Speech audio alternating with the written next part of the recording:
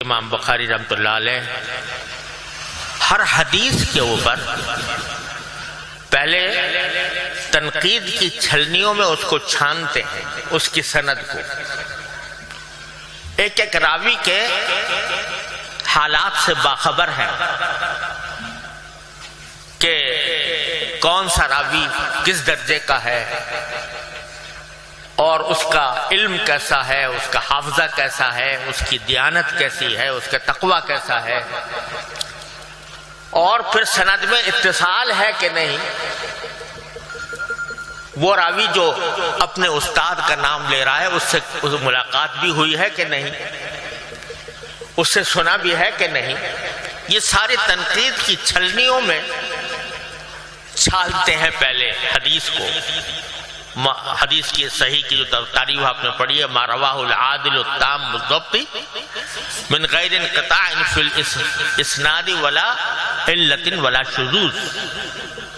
اس کی یہ ساری چھلنیاں ہیں۔ رسول کریم صلی اللہ علیہ وسلم کی احادیث ایسی بات نہیں ہے کہ جو کھڑا اٹھ کے کہہ دے کہ حضور نے یہ فرمایا، تو اس کو سند کی تحقیق کرتے ہوئے اس کو چھلنیوں میں چھانتے ہیں، اور چھاننے کے بعد جب حدیث کے بارے میں اطمینان ہو جاتا ہے کہ یہ صحیح کی شرائط پر پوری اترتی ہے، تو پھر اپنی کتاب میں درج کرنے کا ارادہ کرتے ہیں، لیکن اس ارادے سے پہلے 2 رکعتیں استخارے کی پڑھتے ہیں، اللہ تبارک و تعالیٰ کے سے بارگاہ میں یہ درخواست پیش کرتے ہیں کہ یا اللہ، میرے بس میں جتنی چھلنیاں تھیں ان سب چھلنیوں میں نے حدیث کو چھان دیا، اور اب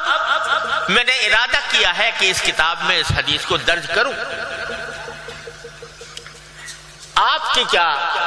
رضا ہے، واقعی درج کرنا چاہیے یا نہیں؟ استخارہ، ایک ایک حدیث کے اوپر استخارہ فرمایا، اور بعض روایات سے معلوم ہوتا ہے کہ غسل کیا اور غسل کر کے استخارہ کیا،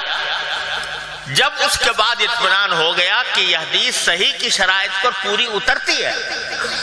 تو پھر انہوں نے اس کو درج کیا۔ اسی لیے کوئی معمولی بات نہیں ہے امام بخاری کو جو مقام حاصل ہوا پورے عالم اسلام میں۔ بخارا کے رہنے والے، ازبکستان کے رہنے والے، عربی زبان ان کی مادری زبان نہیں، اور اہل عرب کا آپ نے شاید تجربہ کیا ہو یا نہ کیا ہو، میں نے بہت کیا ہے، کہ اہل عرب جو ہے وہ کسی اجمی کو دین کے معاملے میں گھاس نہیں ڈالتے، کس دین کے معاملے میں وہ کہتے ہیں بھئی ہم قرآن والے ہیں، ہماری زبان قرآن کی زبان ہے، رسول کریم صلی اللہ علیہ وسلم کی زبان ہے، لہذا دین تو ہم صحیح سمجھتے ہیں، تو وہ کسی اجمی کو آسانی سے تسلیم کرنا ان کے لیے بہت مشکل ہوتا ہے۔ لیکن یہ بخارا میں پیدا ہونے والا جس کی عربی زبان بھی اچھی نہیں، آپ نے پڑھا ہوگا کہ ایک جگہ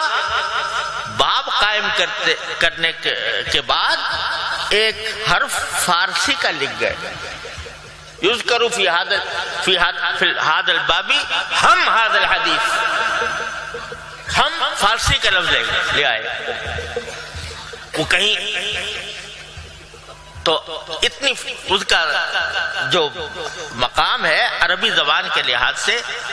اور آپ نے دیکھا ہوگا، یہ بھی پڑھا بھی ہوگا کہ کتاب التفسیر میں اکثر و بیشتر وہ جو الفاظ کی تشریح فرماتے ہیں تو کہا جاتا ہے کہ یہ صحیح بخاری کا کمزور ترین حصہ ہے لغات کی تشریح میں، تو ایسے عربی کے اندر کوئی خاص مقام نہیں، لیکن پورے عالم عرب کی گردنیں جھکوا دی۔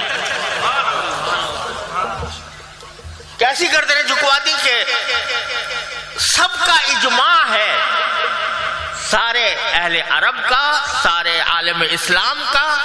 کہ صحیح بخاری اصح الکتب بعد کتاب اللہ. اور یہ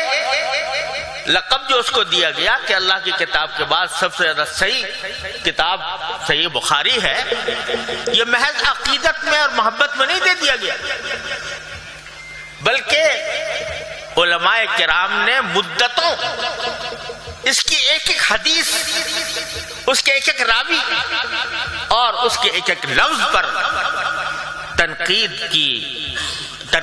کی ہے. لوگوں نے کتابیں لکھی ہیں. آپ جانتے ہیں دارقطنی کی تتبع الصحیحین، انہوں نے جہاں جہاں کوئی اعتراض ہو سکتا تھا وہ انہوں نے ذکر کیا ہے. لیکن سارے اعتراضات آنے کے بعد، ان کا جواب آنے کے بعد، سارا عالم اسلام متفق ہے کہ اصح الکتب بعد کتاب اللہ صحیح البخاری. تو اللہ تبارک و تعالی نے یہ مقام ان کو بخشا، اور اس مقام کے تحت وہ جب احادیث کے تراجم قائم کرتے ہیں، عنوان قائم فرماتے ہیں، تو اس کے اندر بھی ان کی عظمت شان واضح ہوتی.